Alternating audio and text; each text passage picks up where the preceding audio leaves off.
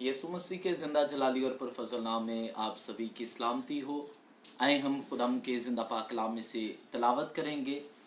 पाक कलाम में से हमारे लिए आज की तलावत अमसाल की किताब और उसका 8वां बाब और उसकी 13वीं आयत मुक़द्दसा हम ज़िंदा पाक कलाम में से तलावत करेंगे।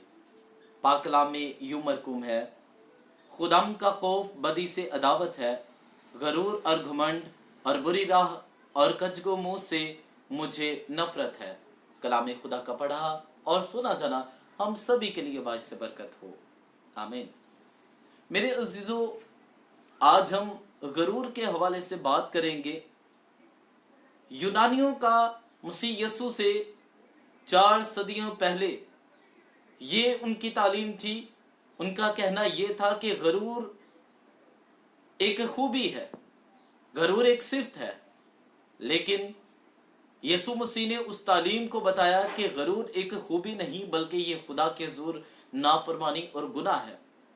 अब गरूर है क्या चीज़?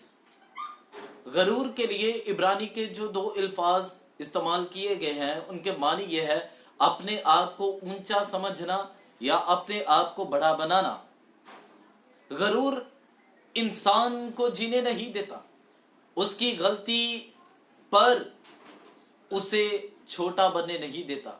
गरूर इंसान को खोखला कर देता है, बिल्कुल वैसे ही जैसे दीमक लकड़ी के अंदर घुसती हुई उसे कमज़ोर और खोखला कर देती है, बिलाखिर के वो लकड़ी किसी काम के नहीं रहती।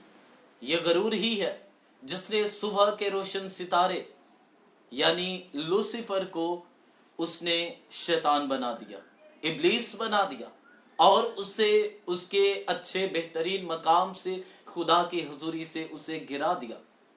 आज बहुत सारे इंसान भी इसी तरीके से गिर जाते हैं जब गरूर नाम की चीज़ उनके अंदर दिखाई देती है। मसीह यीशु की तालीम ये है कि तुम गरूर ना करना बल्कि गरूर की बजाय आजिज़ बनना, हलीम बनना, क्योंकि हमारा मसीहा हलीम है, वो आजिज़ है। और बाइबल कहती है कि आजिज़ों की फरियाद खुदा की हुजूरी में पहुँचती है।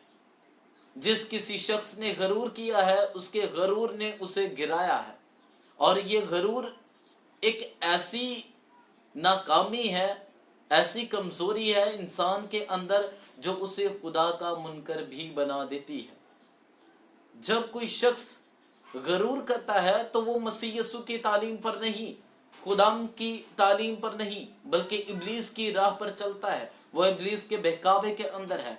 अगर ये गरूर आपके अंदर है तो जान लीजिए कि आप अभी तक खुदाम से दूर हैं।